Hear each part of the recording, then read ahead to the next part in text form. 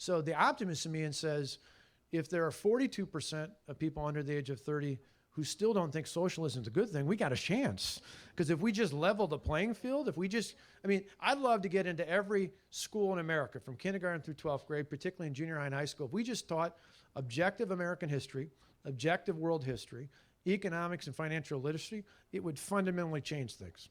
Because when people see the facts, it's overwhelming. Even the examples I gave, and you mentioned a number as well. If you look at where this has been tried elsewhere, it's failed. It's failed over and over and over and over again. And when people point to the Scandinavian countries, even they say, whoa, we're not a socialist economy. We're not the same as what people are pointing to in these other places where there's been failure. We just need to do more of it.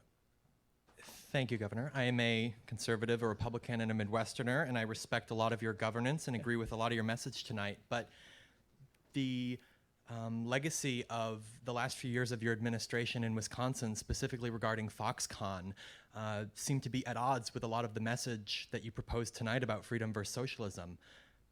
I look at the Foxconn deal and see hundreds of thousands of dollars in state subsidies for Taiwanese companies and very little realization for the people of the state.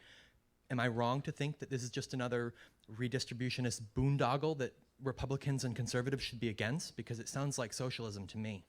No, in Wisconsin, they have tax credits, and the tax credits are assigned based on performance. Now, you can make a philosophical argument. I have in the past.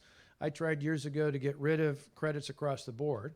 But my thought is when you have a credit program for tax credits, if you're going to have it, we're going to have it and compete to win. In the case of the company you mentioned, they have 0 credits thus far. So despite what the media says, despite what others have had, they haven't earned a single one of them. But you're right on the larger philosophical argument. You can argue against any tax credits, but that wasn't the debate at the time, whether you have them or not. It was whether or not you use them for something as big as that was.